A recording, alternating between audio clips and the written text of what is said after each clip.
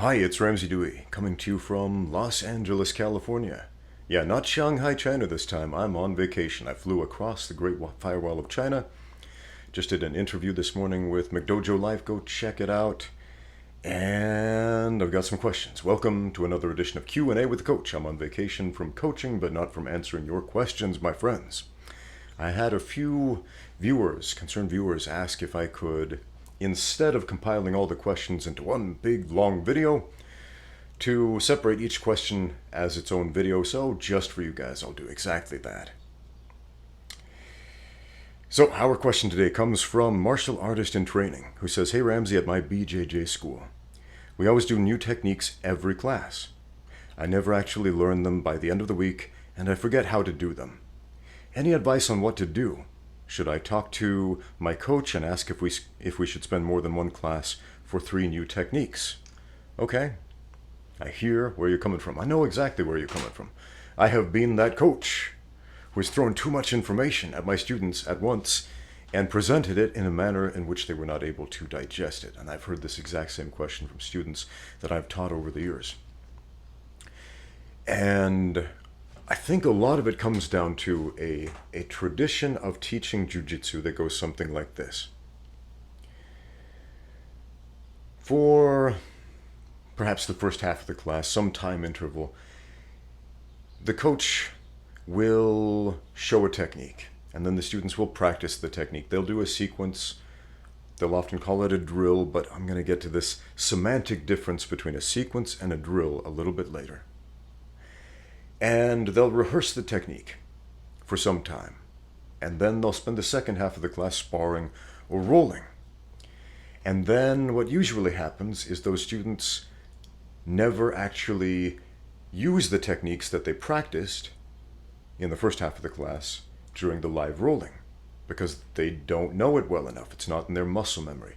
They don't feel confident enough to try it live against a resisting opponent. So I made a video which I would recommend watching. It's one of my favorites and most underwatched videos on my channel. The difference between a sequence, a drill, and sparring, as it pertains to Brazilian Jiu-Jitsu particularly. And how if you understand and use those 3 concepts wisely, you can dramatically improve in much less time than you would if you simply sequenced and then sparred. So what's the difference? A sequence is going through the motions. Rep it out. Get a bunch of reps so you know where to put your hands and feet and how to move your body. That's important. That's essential. You need that. A drill, there is an element of resistance, but there's also a very specific goal. That's what makes it different than sparring. For example, start in this very specific position and fight to get to this very specific other position, as opposed to do whatever you want, as is the case in sparring. So for example, maybe you just sequenced the omoplata, because that's what you learned in class that day. The omoplata is a fairly complicated move. You can't just see it once and then do it live against somebody fighting back. So how do you get to the point where you sequence it a bunch of times and then to the point where you can actually catch somebody with it? Well, start somewhere in the middle. In a drill, start halfway to the submission, for example. And then start rolling, but in short intervals, maybe 10 seconds, 30 seconds. Not much more than that. Okay, so watch that video. I'll put a link up to it. Great information, in my own humble opinion. But yeah, check it out. That being said, it may be considered a great breach of etiquette to walk up to your Brazilian Jiu-Jitsu instructor and say, "Hey, the way you're teaching class is wrong because this dude on the internet said this, this, and this, and so you should do it the way he says." Nah, that's not going to go over well. But at the same time, I would recommend talk to your coach about your concerns. Absolutely, yes. Should you talk to your coach like you asked? Yeah, you absolutely should. Voice your concerns, and that will help him or her grow as a coach as well, and understand, hey, what I'm doing is not working the way I would like it to with this particular student or with all of these students, and maybe it's time for me to grow and improve too. Coaching is a lot more than just showing, a lot more than just modeling. Now, let's assume that your coach never changes, your classes never change, the format is always there, he's always teaching 3 different techniques every day, and you're not remembering any of them. 2 pieces of advice. 1, bring a notebook, an actual physical pen and paper or pencil and paper notebook, as opposed to a notebook on a phone, and I'll tell you why. Because when we write things down physically with our hands, it becomes physically ingrained in our muscle memory in a very unique way that typing on a keypad or on a phone simply can't compare to. It's going to accelerate the learning process. Now, you probably don't have time to run back and forth and grab this notebook in the middle of a class. You're out on the open mat with a bunch of people. There's no time for that. However, afterward, immediately after the class, write down your impressions. Write down what you learned. It doesn't have to be a thorough catalog of every detail of every technique. Just write down what was important to you in that class. What stood out to you? It's a very similar thing that I do when I go to a seminar. Seminars are great. You have an opportunity to learn from some super experienced or famous professional who's an expert in their field, and they often show you like 50 different things. I went to this great seminar with Rodolfo Vieira.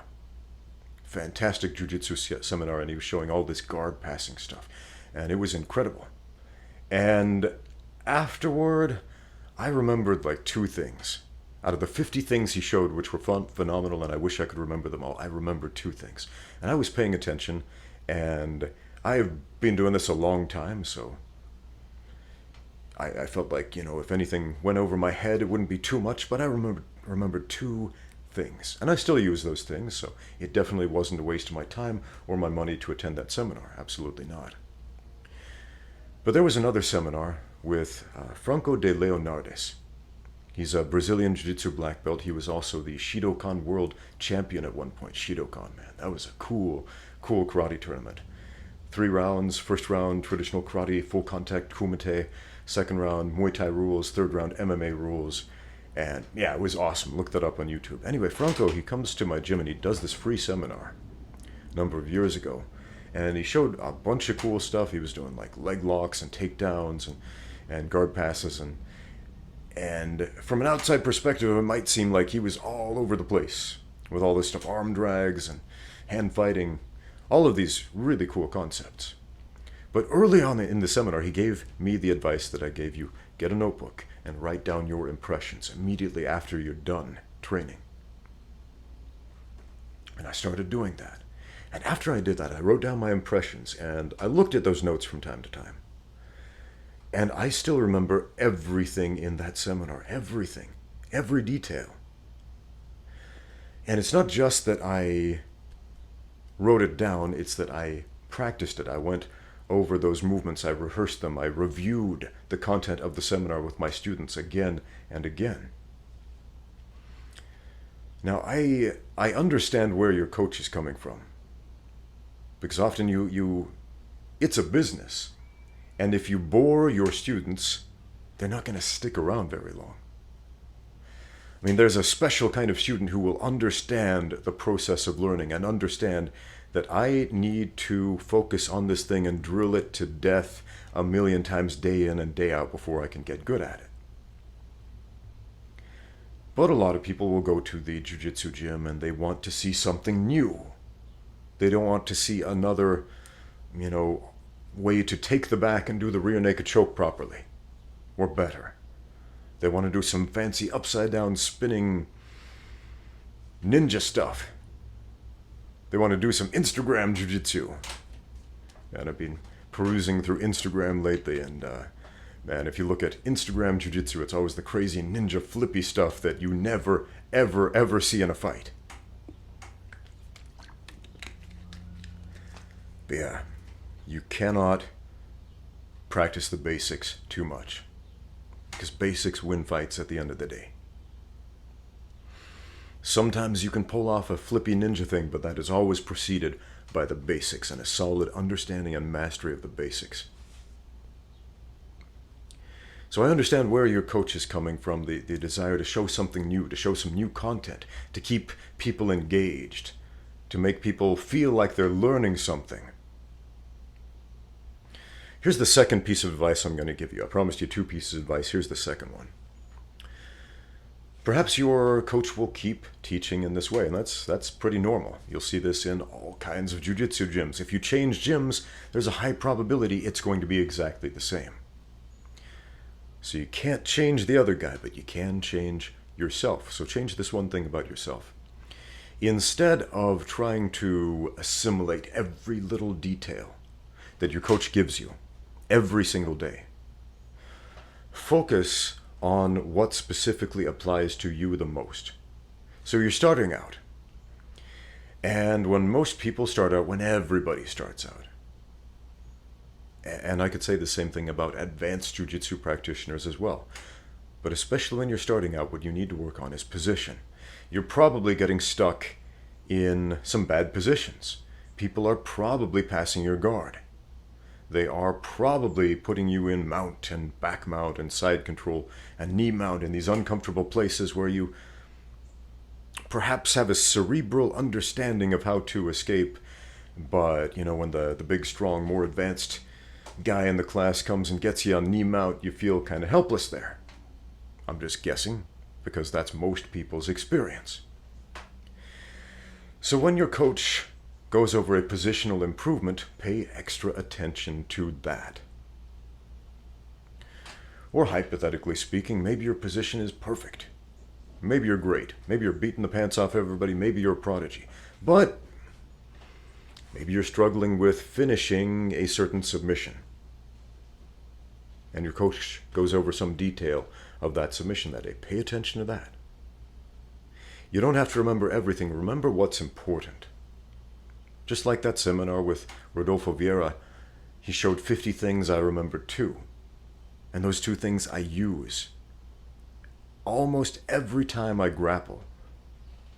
Every time I work on passing the guard, I use one of those 2 principles. And those are gold. And I'm so glad I went to that seminar and was able to retain that information.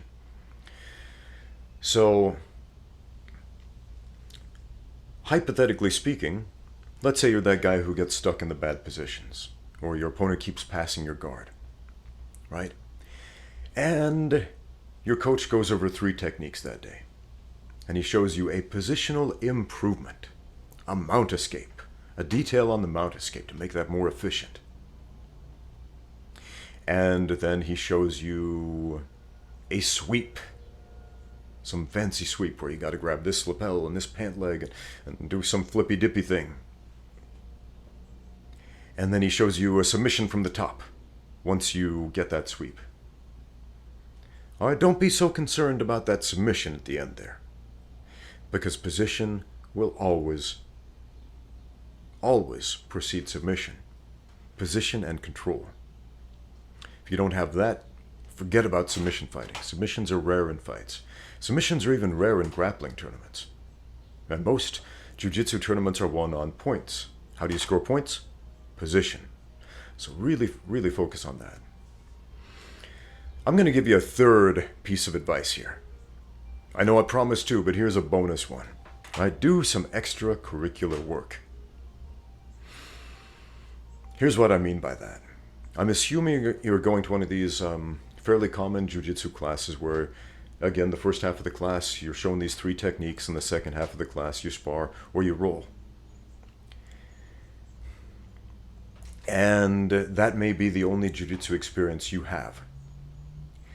But if your school permits it, if there is time after the class, and if you have the time, spend an extra 10 minutes, doesn't have to be a long time, but an extra 10 minutes drilling.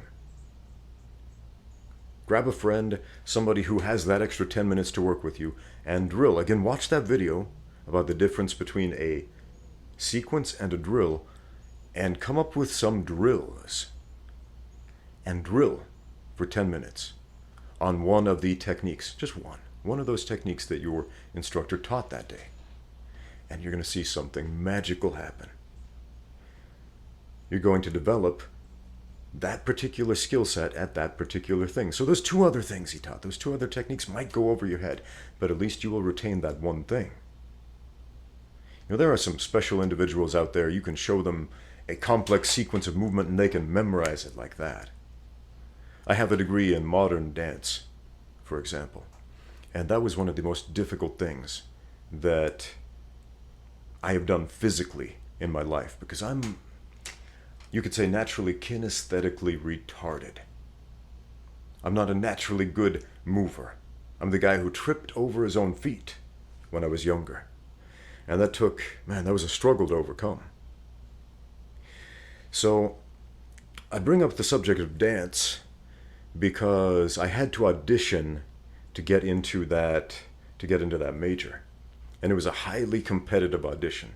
So I was going in there starting dance at age 22, starting to train my first class in dance at age 22. And I was competing against people who had been dancing since early childhood. People who were absolutely phenomenal at this, who had years, decades of experience that I lacked. And something I noticed about these people, the people who excelled at these auditions, was their ability to see a complex series of movement and then be able to simply replicate it and remember it. And I thought, I want that. Oh man, I need that. I am so jealous of that skill set. And the amount of work that I put into developing a fraction of that skill set was tremendous. But take joy in this fact that I'm going to tell you. You can develop that skill set.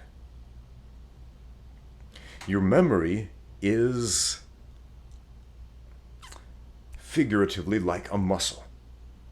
Your memory is a muscle in the fact that you can exercise it, you can make it grow and expand.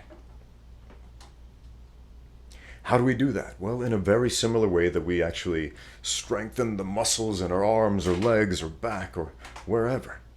We use them. How do you use your memory? You memorize things. Start small and then expand on that. My younger brother, Mark, he is a memory expert.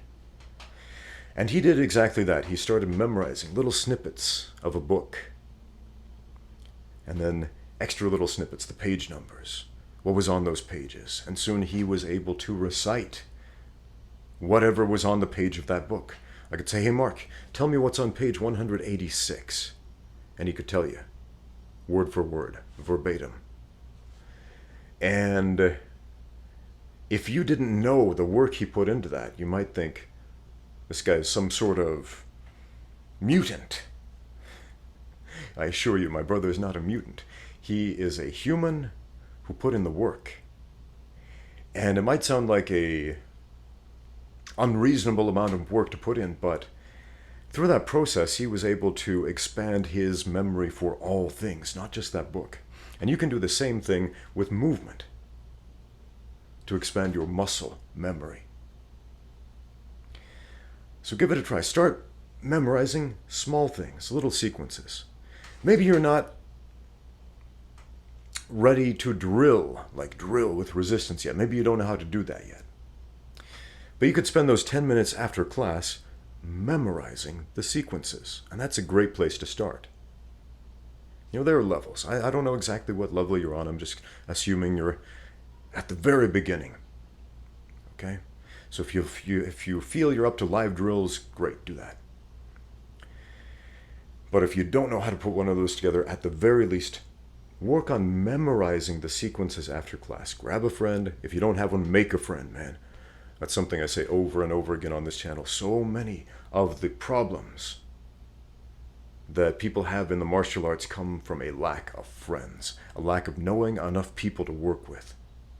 One of the most common questions I get is, hey Ramsey, how do I get good at martial arts without an actual live human training partner? And that doesn't work so well. Not at all, man, not at all. So get some actual live human training partners. Open your mouth, talk to other people in that class, find out who is available, who is interested, and get to work memorizing those sequences, even if it's just one at a time, especially if it's just one at a time, and expand your memory up here and your muscle memory all over. And again, if you can't remember everything, don't feel like you're failing. I'm going to tell you another story here about my granddad. I was named after my granddad, James Ramsey McDonald Sewell. Everyone called him Ramsey. His name was spelt one letter differently than mine because my dad thought that Ramsey should be spelt with an E. His was spelt with an A. That's a whole different story. But my granddad, Ramsey, he had a very, very deep voice, probably deeper than mine. And he was a very gruff, rough man. He was a coal miner, and he was a bit stubborn. And he ended up with an abscessed tooth at some point, and the old-timey remedy for that was to put a poultice, a bunch of medicine that burned, in a cloth and like wrap it around the face, and so that medicine would seep in through the skin and do its work. And I don't know what kind of medicine this was, but it burned. And my granddad wouldn't stand for that. And so the doctor, knowing my granddad, knowing what type of man he was, he prescribed much, much more of this stuff to be put into the poultice than was actually necessary. So my granddad put this poultice on, and it began to burn. And after a minute, he stripped it off and threw it on the ground, went over to the doctor and yelled at him, "How dare you? That stuff burned. Why did you give me so much of that stuff? You gave me too much." And the doctor laughed. And he said, "It's because I know you. I knew you would take it off immediately, so I put too much on there, so enough of the stuff would sink in to do its work." And as the story goes, it did, and it did work, and the abscessed tooth was healed or something like that. I know today that would be a medical malpractice suit, but back in olden times, that's how doctors did business, apparently. So why am I bringing this story up? Sometimes teaching and learning can happen like that, throwing too much stuff at you. So much that it burns, that you can't absorb it all. You just, you want to get rid of it. You want to reject it. I can't take this all in. Not at once, anyway. And I find myself teaching like that sometimes. Throw a bunch of things out there in the hope that a few things will stick. Like the seminar type of approach. Not always. Usually I focus on very, very specific things. But sometimes, when I feel it's appropriate, I'll throw out a lot of things in hopes that one or two things might stick, and sometimes it does. Everybody has a different learning style, and that specific learning style sounds like it doesn't work very well with you, but what you can do is adapt yourself to a teaching style. So, I hope that helps. Good luck with your training.